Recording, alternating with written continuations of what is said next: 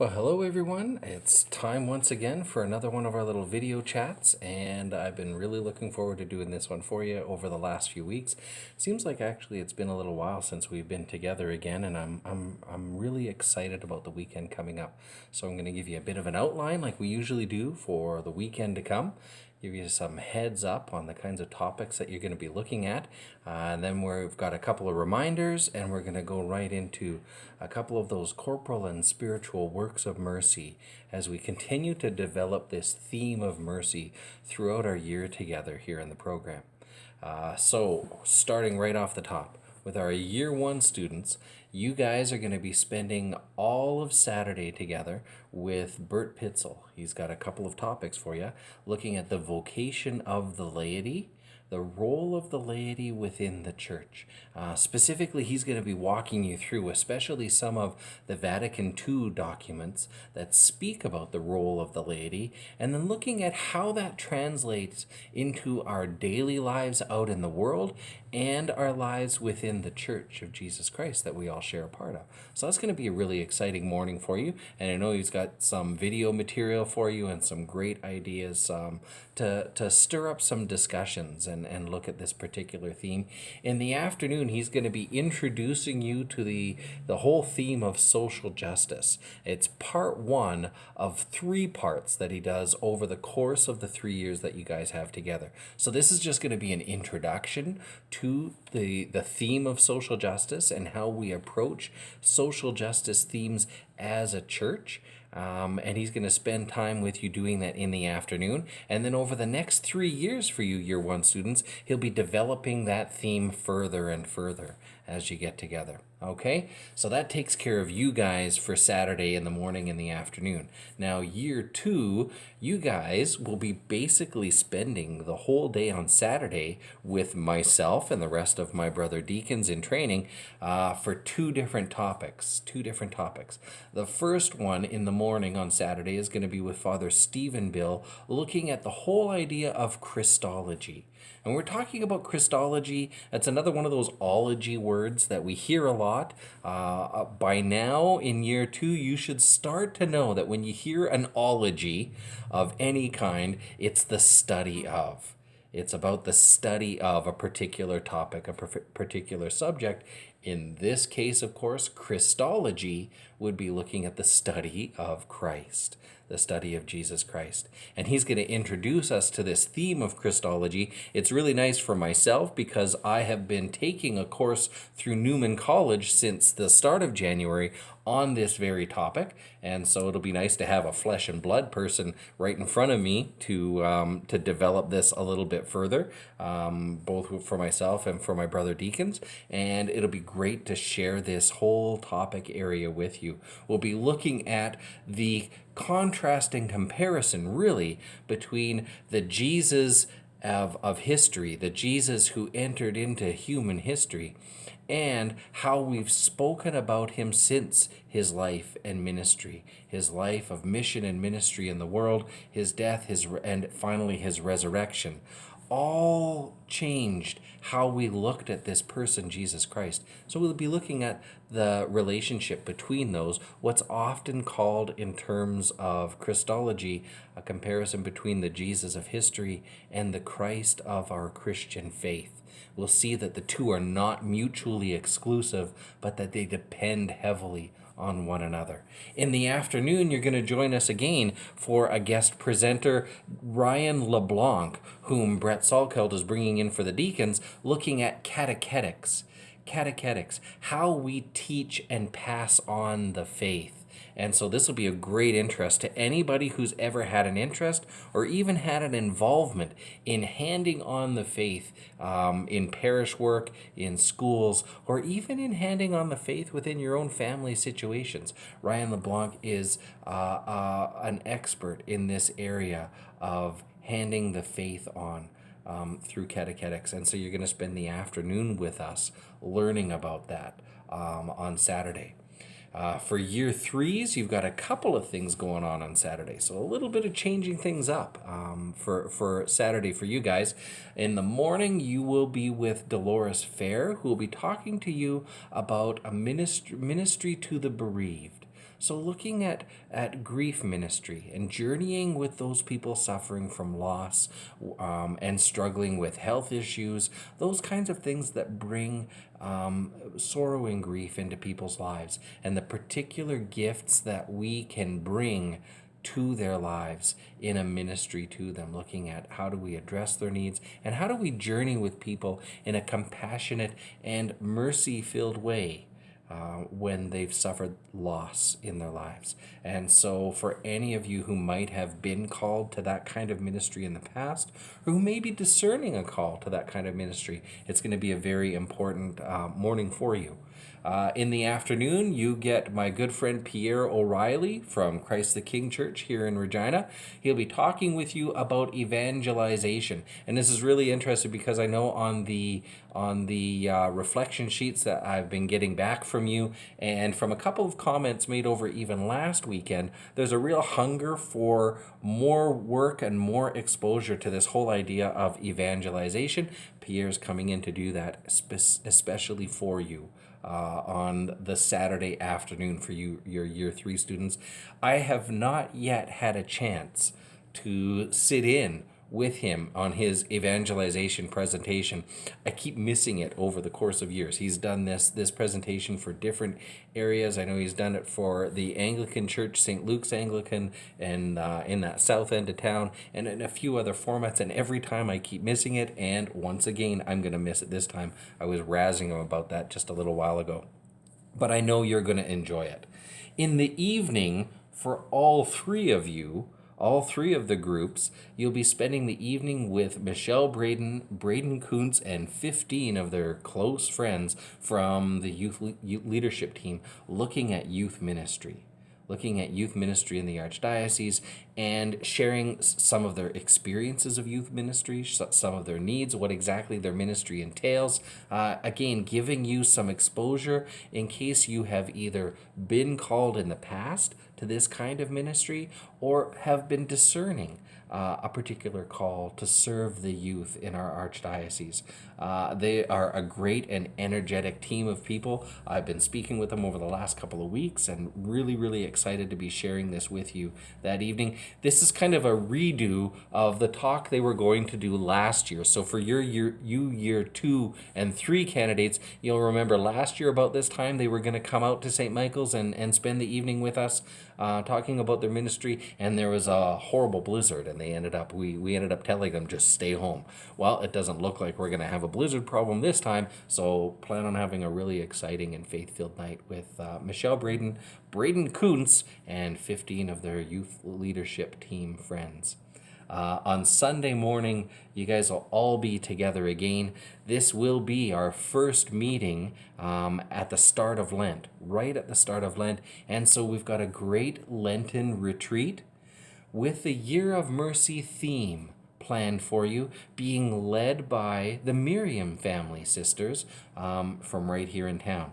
I've had a chance to visit with Sister Genevieve a few weeks ago, and she sketched out her outline of what she's got planned for you with this Year of Mercy retreat. I know you're going to love it. It's going to be a wonderful faith-filled morning, a time for more of your own spiritual development and really grounding yourself in that call and experience of mercy in your own life.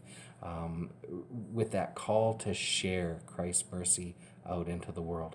And I'm really looking forward to being able to share this with you on Sunday morning. Now, that takes care of the weekend. Couple of reminders for you before we head into some of the Year of Mercy, Corporal and Spiritual Work of Mercy themes that I wanted to develop with you in this little video shot here today. The first reminder was about that Bible reading plan. Now, I know I spoke with a few of you last month, and you were sharing really excitedly your progress in the reading plan up to this point that I handed out. This is that 90-day reading plan that I handed out in September. In theory, you all would be done this by now, but I know how difficult it is to fit a habit of regular reading into your life, and that's one of the things I want to encourage you about right now. I'm really encouraged with the energy and the enthusiasm that so many of you have been taking this up with. And so I want to encourage you to keep at it and keep going that. If it's been a slow start for you, Lent is the perfect time to kind of kick things into high gear for you. If you started now, if you started reading that 90-day plan right now, or if you entered back into it, if you kind of fell off in those first few months of our program here, you would be nearly at, or you'd be well into the New Testament by the time we got to Holy Week and Easter. That'd be a great time, Holy Week and Easter, to be reading the New Testament, reading the Gospel of Luke, and entering into the Acts of the Apostle. Would be perfect timing for that, just from a personal spiritual perspective. So I want to encourage you to either retake up that habit of regular reading of the Scriptures, that 90-day plan is given to you to help you understand. And we'll even see at the end of this video how important it is just grounding ourselves in the story of our faith. Grounding in the story of our faith.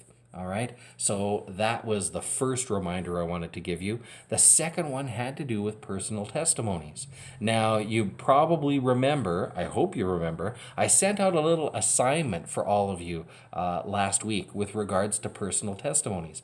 Back in the fall, we had Kayleen come out from Holy Family Parish doing a whole session on personal testimonies, I believe with our year 3 candidates. Maybe the year 2s were in there too. I'd have to kind of go back through my papers and dig through and see about personal testimonies. And she gave a wonderful guideline for how to put together essentially the story of your own faith. Even just the story of particular experiences of faith that you might share in different contexts. And what I wanted to do is encourage you, and I assigned you the task of putting together a particular testimony of your own, putting it down in writing, not sharing it right now, but at least getting it down in writing. And I gave you a very good outline of this. Very, very easy steps. Essentially 3 really simple steps. I wanted to focus you all in on your involvement in the program specifically. Really because, one, it's an experience that you are all sharing and that you all have right now. It's a particular experience of conversion for all of you. Even those of you who this is your first year, we're coming into our 5th month, and I know just from speaking to a number of you that this has been a growth experience in your own life.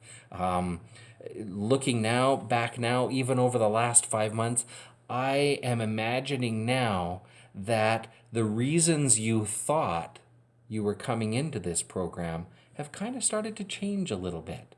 You're starting to see that God maybe and is in fact is working in your life in ways that you didn't expect. And I'm imagining already 5 months in, you're seeing some differences in your own life, in your own approach to faith and this great body of Christ that we share together. And it's those key things that form the kernels of a personal testimony. And so I wanted to zero you in on this, and there's 3 simple questions to ask yourself that Kayleen had given us. 1, describing what your faith like was prior to being involved in this program. What were things like for you?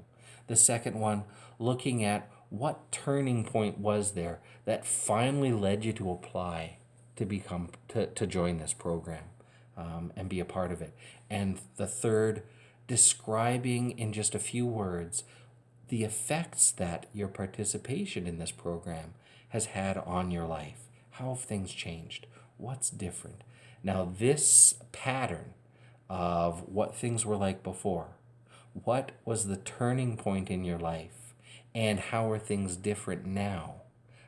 This is a pattern that you can apply to any faith experience that you have. We're just focusing in on your involvement in the program because it gives some really easy, concrete ground for you to work from. Especially if you've been nervous about doing a personal testimony because you're not sure where you would even start. This is a good starting point. There's a few other reasons for it. I would love to begin sharing these personal testimonies in a lot of different ways. Always with your permission, never without your permission, but in a number of different ways, whether it's as part of some of our printed materials for promoting the program, Whether it's having some of you who are willing visit other parishes to share your testimony, your witness to this program, and the effects that it's had on your faith life and your life within the church. And finally, I have indeed made arrangements to put together a really nice, polished, professional promotional video for our program that we can start sharing in other parishes where we can't always get a flesh and blood person too.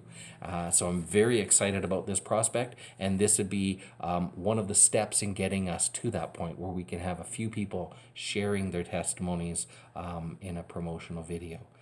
So I would love for you to have this done over the course of the next month, even if you do nothing with it right now except get it down in paper. You will have begun a process of creating a way of looking at your faith and looking at your life with Christ in a context that makes it easy to share about if people should ever ask and ask you, why is it that you're so involved in your faith? Why is it that you seem to love Jesus Christ and his church so much? You'd have begun a process of creating a framework with yourself to work from in answering those kinds of questions, which is so vital in our church today. Okay, so I want to encourage you to do that. If you have any questions about it, any concerns about it, do not hesitate to ask me. Do not hesitate to ask me, whether it's on our particular weekends, whether it's giving me a call over the phone, or popping in to visit with me during the day. Please don't hesitate. I'm always here, excited and ready to work with you with these kinds of things. Okay? So now we're going to transition this last part of our time here together today in developing a few more themes from the works of mercy as we journey through this year of mercy together. The ones that I wanted to look at today, for a corporal work of mercy, we're going to look at clothing the naked. Clothing the naked. And a spiritual work of mercy, instructing the ignorant. Instructing the ignorant.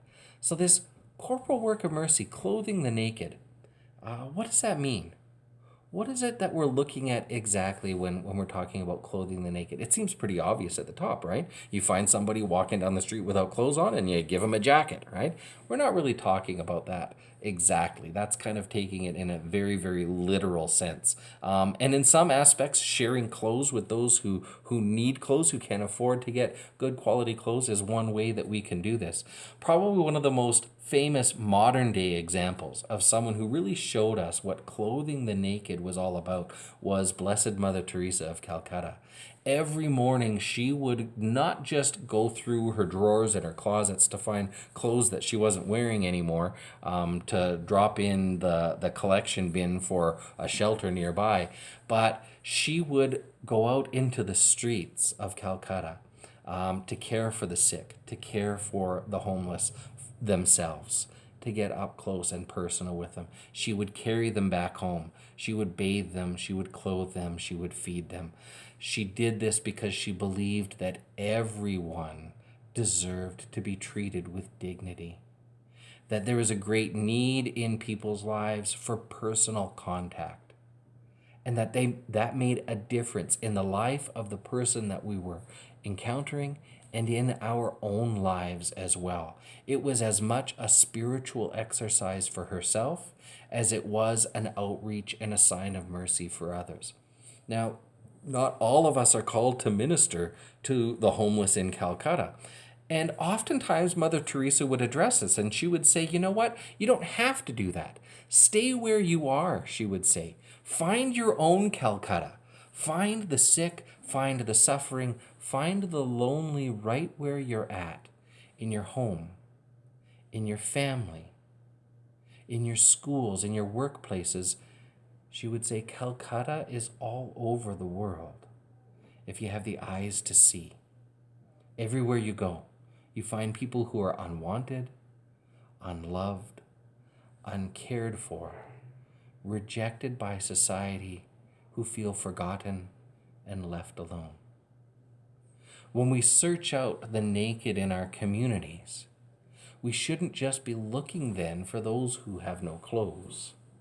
We should be looking for those who, as Mother Teresa said, are feeling that rejection, that aloneness, who are feeling forgotten, who are stripped of relationship. It's in relationship where we truly discover what it means to be a human being with the dignity and grace that God created us to be. Clothing the naked means connecting with another person's life so they discover and or rediscover that dignity that God gave them. So there's a lot of people in our communities, maybe even our own families, who are left on the outside, left for dead, stripped of everything, like that, like the man along the side of the road whom the Good Samaritan approached, right?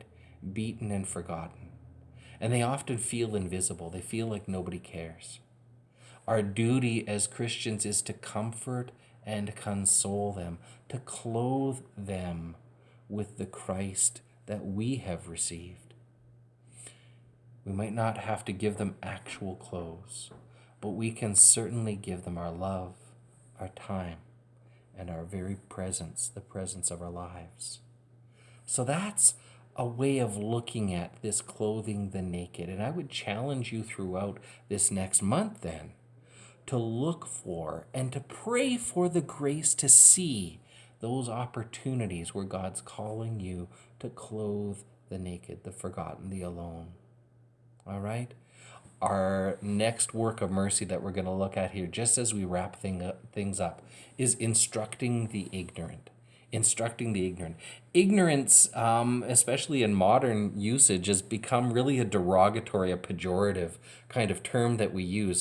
So what do we mean when we're talking about instructing the ignorant? And I was thinking about how I would communicate this to you today. I've been thinking and praying about it all week, and there was a story that kept coming into mind that kind of summed up what it is we're talking about. We're talking about instructing the ignorant. It's kind of a riff on one of Aesop's fables, and he did such a great job at encapsulating little nuggets of teaching and wisdom and stuff in his fables. So this one is about a hunter and a lion. This hunter and lion are debating together over who the true king of the beasts is. The hunter is telling the lion, I know people tell you that you're the king of the beasts, but really, you can't really believe that, can you? You might have powerful jaws, he says. You might have really sharp claws, but as a human being, our mind, our imaginations, our creativity, we far surpass you. We really are the king of the beasts. And just as they entered a clearing, they saw this large statue, beautifully carved, the most amazing marble, and polished to perfection. And it depicted a hunter standing over the body of a lion in victory. See, the man exclaimed. He pointed to the statue. You see what I mean? This statue tells it all. It tells the whole story. Imagined in the mind of a man, carved by his hands, it tells the whole world that in spite of your teeth, in spite of your claws, we humans will always best you. We will always best you. The lion hadn't said a whole lot up to this point, and he looked thoughtfully from the statue to the man, and he nodded his head, and he said, "Yeah, certainly that's the story this statue tells. But if a lion were to have carved it, that statue would be telling a very different story." Our world is full of stories. Our brains are hardwired to receive, to create, and to remember stories. Think about this. Think about the last time. I just actually talked with a grade 11 class just this morning about this very idea. Think about the last time you heard the story of the three little pigs. Maybe it was a month ago, 6 months ago, a year, 10 years. It may have been more than 10 years. Now, I don't know about you. I have trouble remembering where I put my car at the grocery store after leaving it for about 10 or 15 minutes. But I'll bet you that if I asked any one of you to give me the gist, the nugget of the three little pigs in 30 seconds or less, you wouldn't have to run to find a book or Google it to find the story. You know that story. It sits in a deep part of your brain where it couldn't get lost if you tried. A year from now, you could tell me that story.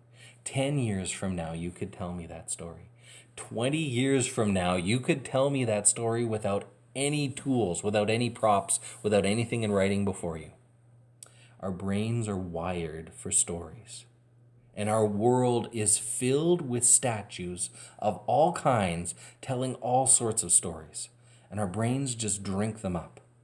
They drink them up, and we and everyone else around us, we almost instinctively and uncritically sometimes believe the truths that they tell without a whole lot of extra thought. Our job as Christians is to first know our story, to know it the way we know the three little pigs, to know it in that deep, deep part of our brains and our souls where we will never, ever forget it.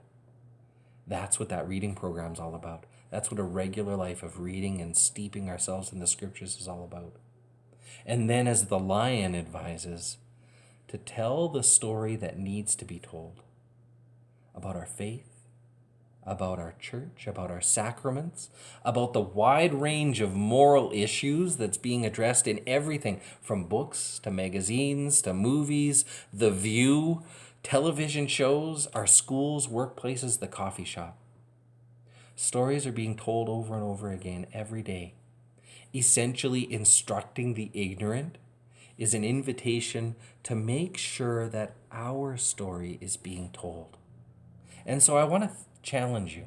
I want to challenge you with respect to this spiritual work of mercy, instructing the ignorant, to think of one thing that you've learned through your involvement in the program, maybe just even over this past year. We've been together for 5 months. If you're brand new to the course especially, you've only got 5 months to work with, but I'm sure there is one thing that you've learned, one part of this Christian story that has stuck with you, right? Think of that one thing. If you're new, think back over the course of the 2 or 3 years that you've been involved in this formation program for the Christian faith. Something that you might want to share with somebody else. Now, you don't have to run out right away. You don't have to run out right away and grab hold of the next person that stands still long enough and share this with them. But just keep it in your back pocket. Retell it to yourself on a regular basis. And pray openly and honestly from your heart that God will let you know when the time and the person is right for sharing it. That's how we develop this particular spiritual work of mercy. It's a challenge that I place into your hands. Now, I can't wait to see all of you next weekend. And I pray for you every single day. There isn't a day goes by that I don't offer a prayer for all of you. And I humbly beg, as I do every month, placing myself into your hands, to please remember me in your prayers and to lift up this ministry that we are involved in together. That through God's grace we may grow together to love Christ, to know Him more intimately, and to serve Him more profoundly in our lives. I'm looking so forward to seeing you guys next weekend. Peace to you, and God bless. Amen.